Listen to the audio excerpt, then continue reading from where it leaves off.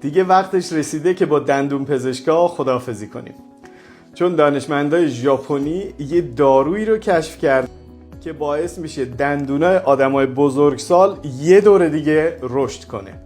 تیم دکتر تاکاهاشی اومدن دیدن توی بعضی حیوونا مثل کوسه ها و مثل کروکودیل ها یه ژنی هست که باعث میشه این حیوونا وقتی دندوناشون میریزه تا 50 بار دندونای جدید در بیارن. بعد اومدن دیدن تو این حیوونا این ژن خاموشه و باعث میشه هر موقع اونا دندوناشون میریزه دوباره دندونای جدید در میاد. بعد اومدن تو انسان هم دیدن همون ژن تو انسان هم وجود داره، ولی اون ژن روشنه. یعنی چی؟ یعنی به صورت فعال از رشد مجدد دندونها جلوگیری میکنه.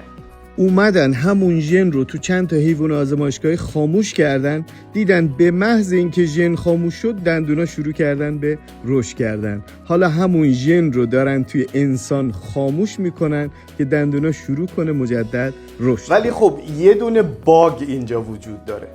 باگش اینه که شما مثلا فرض کن اگه یه دندون مولارتون اینجا افتاده باشه، دیگه نمیتونیم بریم اون ژن رو فقط برای اون یه دونه دندون رو خاموش کنیم. وقتی ژن رو خاموش کنیم دیگه همه دندونا میریزن و یه دور دیگه دندونای جدید در میاد.